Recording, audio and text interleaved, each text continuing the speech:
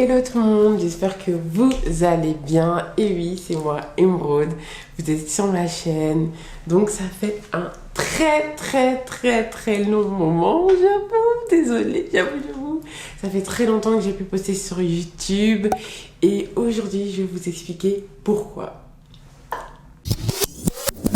Donc voilà, vous devez vous demander pourquoi je ne postais plus sur YouTube alors que j'avais à peine commencé. Et vous devez vous demander qu'est-ce que je fais avec une béquille. J'en avais deux mais je sais plus où elle est. L'autre, bon, parce que je les ai balancées après. Du coup, je vais vous expliquer tout, pourquoi j'ai une béquille en main et comment ça a commencé et pourquoi j'ai dû arrêter YouTube. Donc bon, je vais la poser 2 minutes. Donc on va faire un flashback en arrière. Du coup, on est en mai. Non. En décembre 2021. Le 31 décembre 2021. Du coup, tout se passe bien. On va fêter Nouvel An avec la famille. On est en train de préparer l'anniversaire surprise de ma belle-sœur. Tout se passe très bien. Je prépare et tout pendant des heures. Je prépare, je mets les trucs au four. Du coup, c'est moi qui suis au fourneau. Je me dis, voilà, on va faire des bonnes choses, etc. Et du coup, je prépare. Je mets les trucs au four. Je suis encore en train de préparer. Et oui, je prépare. J'ai préparé longtemps. Et en un coup, je sens mon genou qui lâche. En un coup, je tombe. Je me dis, c'est bizarre. Mon genou, il fait un truc comme ça. Il lâche. Je me dis, c'est trop bizarre. J'ai un peu mal, mais je me dis, bon, c'est rien de grave. Je continue de préparer, je me retourne. Ma jambe qui reste en arrière, mon corps qui va en avant, mon genou qui lâche. Je me dis là, encore une fois, c'est trop bizarre. Je continue, je me dis ça va passer. 3e fois, 3 fois, ça me fait ça. Et là, une douleur, je vous dis, une douleur. Je n'arrivais plus à marcher. Et on me disait, non, mais arrête de te lever, arrête de préparer, t'as beaucoup préparé, t'es en train de boiter. Et j'ai continué. Et du coup, en fait, Nouvel An, mais j'ai une douleur. Je boite, je me dis, mais qu'est-ce qui se passe? Je comprends rien du tout. Et j'ai mal. J'ai mal le lendemain. Moi, à la fin de la soirée, je me dis, ça va passer. Il n'y a pas de problème, c'est juste une petite douleur parce que je suis restée trop longtemps debout. Là, le lendemain, j'ai encore mal. Je me dis, ça, c'est pas normal. J'ai mal à un niveau. J'arrive plus à marcher. J'arrive plus à monter les escaliers. Je me dis, il faut que j'aille chez le médecin. Mauvais signe. Du coup, je prends rendez-vous en ligne. Je vais chez le médecin. Le médecin regarde mon genou. Il dit, oui, ça peut être soit les ligaments croisés, soit un problème au ménisque. Et je regarde le médecin en mode, quoi? Ligaments croisés? Je dis, mais c'est une blessure de sportif, c'est une blessure de footballeur. Et elle rigole, elle me dit oui. Et je lui explique que oui, du coup, on était le 31, du coup, j'ai préparé et en un coup, mon genou a lâché. Elle me dit oui, c'est vraiment bizarre. Du coup, elle me dit, vous allez faire une radio du genou. Je vais faire la radio. Déjà en sachant le temps que ça prend pour avoir un rendez-vous pour une radio. Je me mets devant une machine debout, et une machine qui tourne autour de moi, je sais plus, je sais même plus. Et on a les résultats de la radio, rien. Elle me dit, ok, cette fois-ci, il faudra faire une IRM. J'ai dit, ok, j'appelle pour faire une IRM. 3 mois d'attente. 3 mois d'attente. J'ai dit, c'est pas possible, moi j'ai mal à mon genou. En sachant que pendant des jours et des jours, j'avais mal à mon genou. Je savais plus marcher, je boitais, je savais plus monter l'escalier. C'était hyper compliqué, j'avais une douleur. Et 3 mois d'attente. Du coup, janvier, février, mars.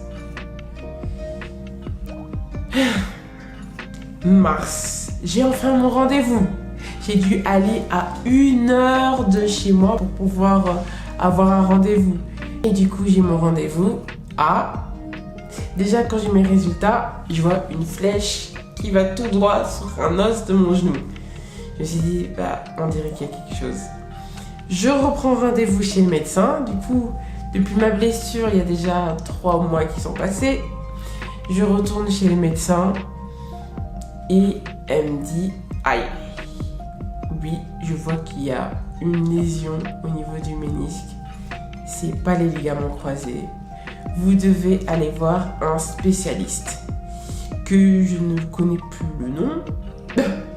Je ne sais plus le nom du spécialiste. Du coup, j'ai été voir le chirurgien, spécialiste, docteur, tout ce que vous voulez. J'ai été le voir, je lui ai montré mes radios. Et comme il est un spécialiste, il a bien fait les radios, etc. Il a tout vu, il m'a tout demandé. Et là, il a dit, ah oui, je peux voir qu'il y a une lésion au niveau du ménisque et qu'il y a un bout de votre ménisque qui est parti qu'on devra aller retirer. Donc, c'est une fissure au niveau du ménisque. Et je dis là, moi, quoi? Et ça s'est fait comme ça. Il dit, oui, ben, ça arrive, mais normalement, à votre âge, non. Et je suis là, en mode, en plus de ça, on me dit que j'ai une blessure de vieux. Horrible. Du coup, il me dit, ben voilà, on devra vous opérer. La phrase que je ne voulais pas entendre. On devra vous opérer pour enlever le bout de ménisque qui est parti et réparer la lésion. Et en fait, on devra couper un bout du ménisque. Là, je commence un peu à paniquer, je vous avoue. Je me dis, bon, ben, je vais me faire opérer en sachant que mon père s'est fait opérer de ça. Mon beau-père s'est fait opérer de la même blessure 1 mois avant moi. Et je me disais, ben voilà, mince. Du coup, il me dit, on va vous opérer, vous devez choisir votre date. Et il me dit, vous avez le choix entre mai ou juin. En sachant que nous, on avait un programme d'aller voir nos amis à Manchester. Parce qu'il y avait des promotions d'avion. Et d'aller à une autre destination, j'étais dégoûtée. Mais dégoûtée. Il me dit, vous avez le 13 juin. J'ai dit non, c'est la veille de mon anniversaire. C'est sûr qu'après, mon anniversaire, il est gâché. Alors je lui dis, ben non, ben, je vais me faire opérer en mai. Du coup, c'est 3 semaines après le rendez-vous, je pense. Et ouais. Du coup, il me dit que je dois me faire opérer. Je me suis dit, waouh. Je vais me faire opérer juste parce que j'ai préparé que mon genou il a lâché, vraiment. J'étais un peu paniquée, je vous avoue. Et du coup, il m'explique comment ça va se passer, que c'est une arthroscopie, qu'on va aller avec 2 lasers, on va faire 2 incisions au niveau de mon genou, 2 trous. Et qu'on va aller avec une caméra et un laser pour, voilà. Je me dis, ok. Il me dit, mais du coup, il faudra prendre rendez-vous avec les anesthésistes, les médecins. Il m'a donné plein de documents à remplir, etc. Du coup, après, ben, j'ai dû prendre encore un autre rendez-vous chez les anesthésistes qui m'expliquent comment ça va se passer. Elle me dit, est-ce que vous voulez être endormi totalement ou localement? Et je dis, du coup, local, c'est comment? Elle me dit, c'est comme une péridurale. Et je dis, c'est une grosse piqûre? Oui. Oui. J'ai dit non. Je vais réfléchir, mais je pense que ce sera totalement. Parce que je me dis, j'ai peur que durant l'opération, j'entends des bruits, et je me réveille, je sais pas. Enfin, être réveillée pendant toute l'opération. Non. J'ai trop peur de paniquer, de crier, ou je sais pas. Du coup, j'ai dit non, je vais être endormie totalement. Et du coup, vient le jour de l'opération, en mai, le 6 mai, je pense exactement. Le 6 mai, c'est le jour de l'opération. Je ne dois pas manger jusqu'à 13h du coup, j'arrive à l'hôpital. Je suis toute seule parce que c'est le Covid. Mon mari n'a pas le droit de m'accompagner. Super. Du coup, voilà, j'arrive à l'hôpital. Je suis toute seule. On me donne une blouse, je dois m'habiller. Et j'attends qu'on vienne me chercher. Donc j'attends, pendant ce temps j'étais en train de prier, je me disais Seigneur, tout va bien se passer. C'est ma première opération, enfin j'ai déjà été opérée plus petite mais je me rappelle pas. J'ai dit tout va bien se passer au nom de Jésus, je serai guérie. Et donc voilà, on vient me chercher, je suis dans un lit, je regarde le plafond, c'est trop bien, on voit ça que dans Doctor House ou Grey's Anatomy. Et je regarde le plafond, j'avance, et là on me fait attendre. Puis on m'amène dans la salle, on commence à me parler, on me dit comment ça va se passer. Les infirmières elles me font des blagues, elles me parlent de mes fossiles, etc. Et là je vois plein d'outils et tout, je me dis Seigneur, c'est tout ça là. Il me dit ben voilà, je vais vous mettre l'anesthésie et vous allez juste sentir un peu de picotement, puis après vous allez un peu avoir froid, puis vous allez vous endormir. Donc elle me dit voilà, c'est mis. Donc elle commence à me parler, j'ai trou noir. Trou noir. Je ne me rappelle absolument de rien. Je sais pas ce qui s'est passé après. Donc la seule chose que je me rappelle, c'est quand je me suis réveillée, j'étais en train de trembler. J'étais dans une pièce avec plusieurs personnes. Déjà ça c'était... j'ai trouvé ça glauque. J'étais dans une salle avec plusieurs personnes, c'était tout blanc. J'étais en train de trembler, je tremblais, mes dents elles claquaient. L'infirmière me dit, vous avez froid? J'ai dit, oui. Ils mettent un souffleur de chaleur pour me réchauffer. Et je reste là pendant un moment. Je pense que c'était la salle de réveil, enfin avec plusieurs personnes. Je sais pas pourquoi c'était comme ça d'ailleurs. Et du coup, j'attends là pendant un moment. Je me dis, mais quelle heure il est? Je me dis, quelle heure il est? Parce que je savais pas du tout. J'étais là, mais quelle heure il est? Je suis restée combien de temps? Et puis là, on vient me chercher, on me dit, on va vous ramener dans votre chambre.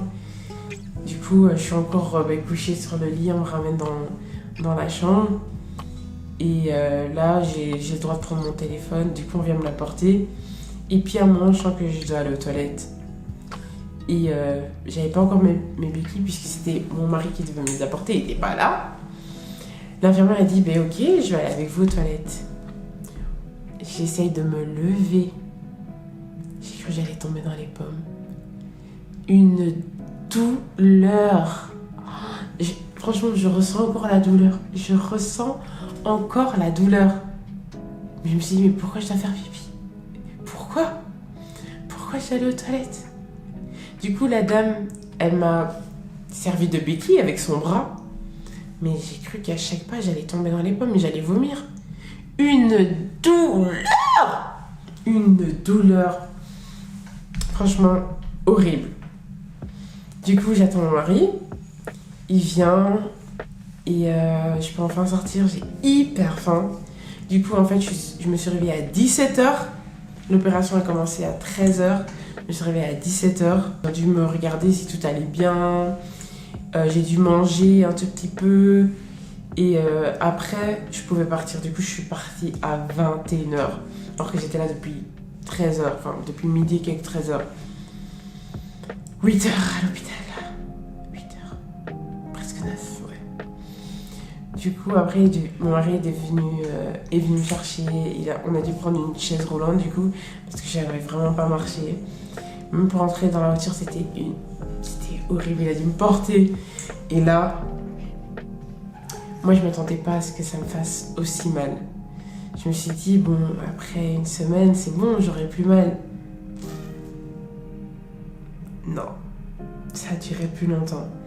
Et du coup, l'infirmière devait passer chaque jour à la maison pour regarder mes pansements au niveau du genou, pour me faire des piqûres, pour pas qu'il y ait coagulation du sang parce que je bouge pas. Du coup, tous les jours, pendant 1 ou 2 semaines. Et au début, en plus, je pouvais pas me laver. Les premiers jours, je pouvais pas me laver. Je devais juste me laver autour parce que j'avais du coup mon bandage.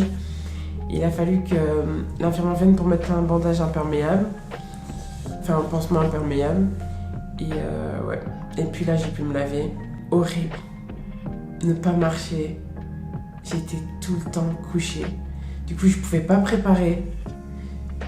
Je pouvais pas me laver toute seule. Je commençais à élaborer des stratégies pour me laver. Je me mettais au bord de la baignoire.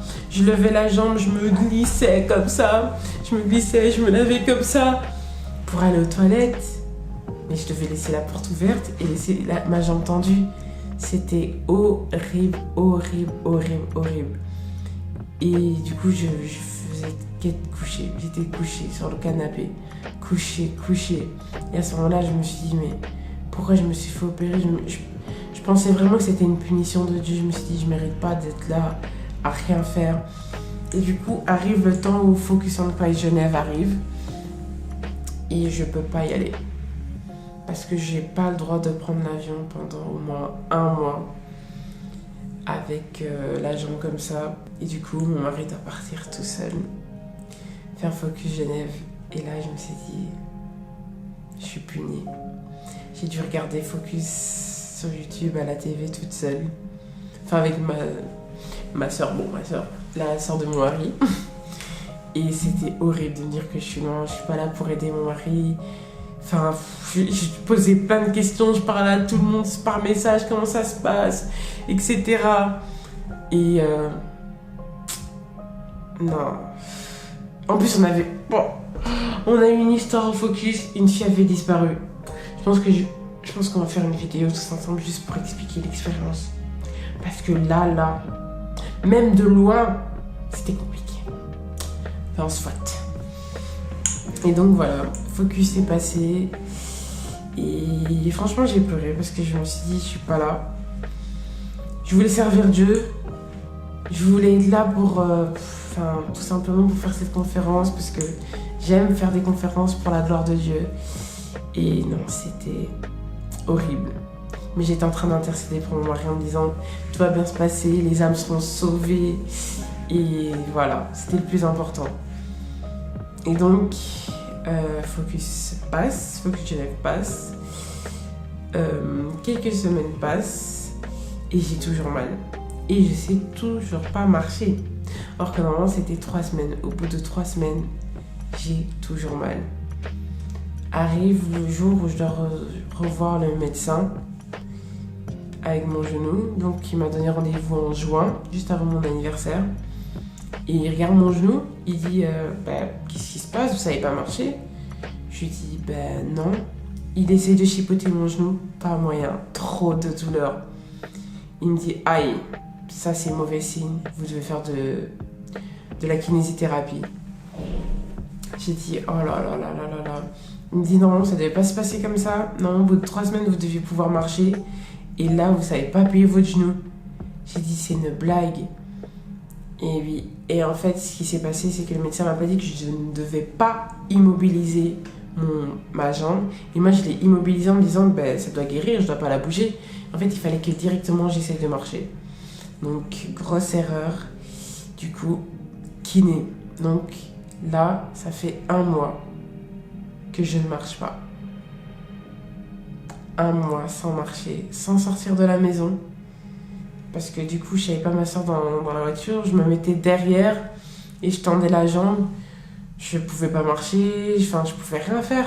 J'étais juste en voiture. Quand on faisait un petit tour et c'est tout. 1 mois sans préparer, sans rien faire.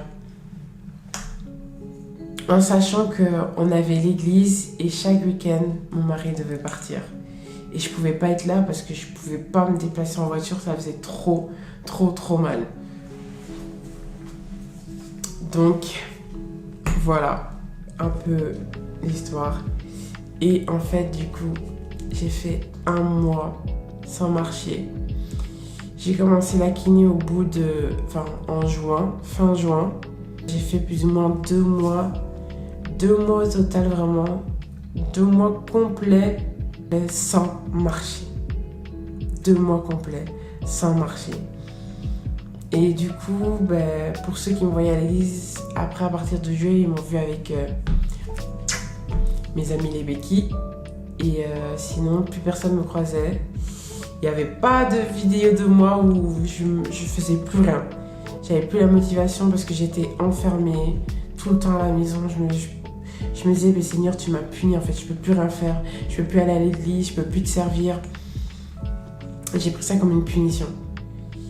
Et j'avais plus envie de poster, plus envie de rien faire en fait. Je me dis, je peux rien faire. Rien. Et j'ai de la compassion franchement pour les handicapés parce que je me dis, je me plains, on se plaint de notre vie or qu'on est en bonne santé. Et là, je me suis dit aussi, maintenant, je me dis, franchement, c'est vraiment une grâce d'être en bonne santé. Et je remercie Dieu pour ça, vraiment. Et il faudrait vraiment tous qu'on remercie Dieu. Et même si quelqu'un a un handicap, il faut vraiment remercier Dieu. Pour la vie, tout simplement. Et je me suis vraiment mis dans la peau d'une personne handicapée. J'ai compris ce qu'il ressentait. Parce que j'avais, à certains moments, les gens, quand ils me regardaient, j'avais tellement honte. Pour vous dire en plus que je devais porter des pantalons larges et mon genou était gonflé. On dirait qu'on m'avait qu'on m'avait gonflé la jambe. Mon genou était gonflé et les gens me regardaient comme ça. J'avais tellement honte et à ce moment-là, j'ai vraiment compris ce que les gens en surpoids, ce que les personnes handicapées ressentent. Et je me suis dit, mais pourquoi on est comme ça? Pourquoi on regarde les gens comme ça? Voilà, pendant 2 mois, j'ai pas pu marcher. J'ai commencé le kiné, j'ai fait au moins 15-20 séances de kiné. Et puis on a dû aller au Congo pendant 1 mois. Et au Congo, c'était dur parce que je savais pas très bien marcher. Du coup, là, c'est en août. Et je savais toujours pas bien marcher. Je pouvais pas m'agenouiller pour prier. C'était vraiment compliqué. Enfin, voilà. Vraiment, c'était une plaie. Et en septembre, on a dû déménager pour l'église. Et je ne savais toujours pas bien marcher. Ouais. En septembre, je ne savais toujours pas bien marcher. J'avais encore des douleurs. Gloire à Dieu, je n'avais plus les béquilles, bien sûr. Les béquilles, je les avais laissées en juillet, du coup. Mais voilà. Et aujourd'hui, je n'ai plus de béquilles. Mais je continue le kiné parce que du coup, j'ai encore des difficultés à marcher. Mes hanches étaient déboîtées parce que j'ai dû compenser sur mon autre genou. Et du coup, voilà, je suis au moins une 20aine, 30aine séances de kiné et je continue encore jusqu'à ce que j'ai la totale utilisation de mon genou parce que je sais toujours pas courir. Mais au nom de Jésus, je sais que je vais pouvoir courir bientôt. Et je continue le kiné. Donc voilà, c'était mon histoire. Du coup, ça fait bientôt 1 an, en décembre, du coup le 31 décembre, que je n'arrive plus à marcher normalement. Et voilà les raisons pourquoi j'ai arrêté de poster, pourquoi j'ai arrêté YouTube. Tout simplement parce que j'étais blessée à mon genou et que je ne pouvais rien faire. Et je devais tout le temps dépendre de mon mari, de sa famille. Il devait tout faire pour moi. Du coup, voilà, c'était pas une joie de faire tout simplement des vidéos. Et donc voilà, c'est pour ça que j'avais mis un stop à tout ça. Mais voilà. Mais je sais que au nom de Jésus, je serai totalement guérie. Totalement guérie. Et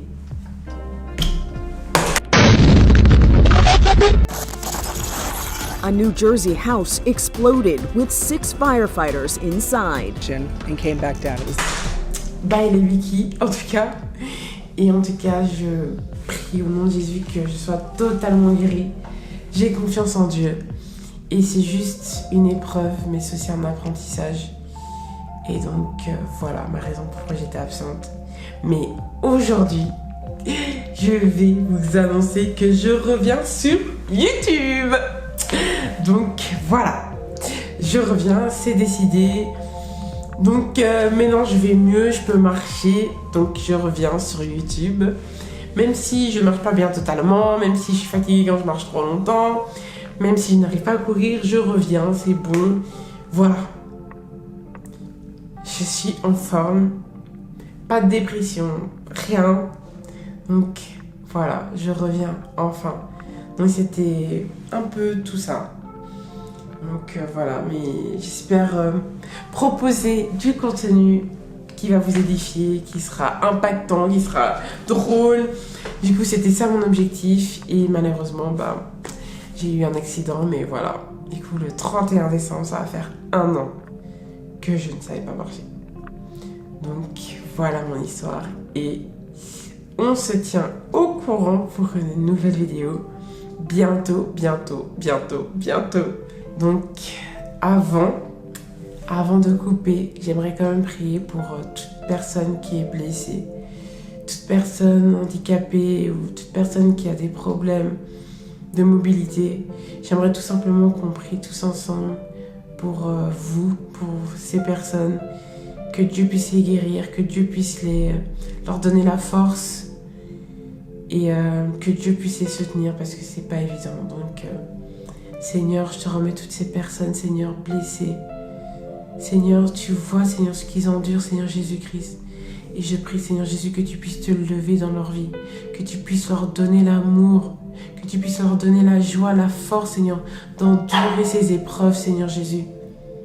Seigneur Jésus, que tu puisses te lever puissamment sur leur vie et que tu puisses les guérir, Seigneur Jésus. Que ta volonté soit faite sur ces personnes, dans le nom puissant de Jésus. Amen. Et que le diable ne vous mente pas, peu importe votre handicap, Dieu peut vous utiliser. Plein de bisous. Que Dieu vous bénisse.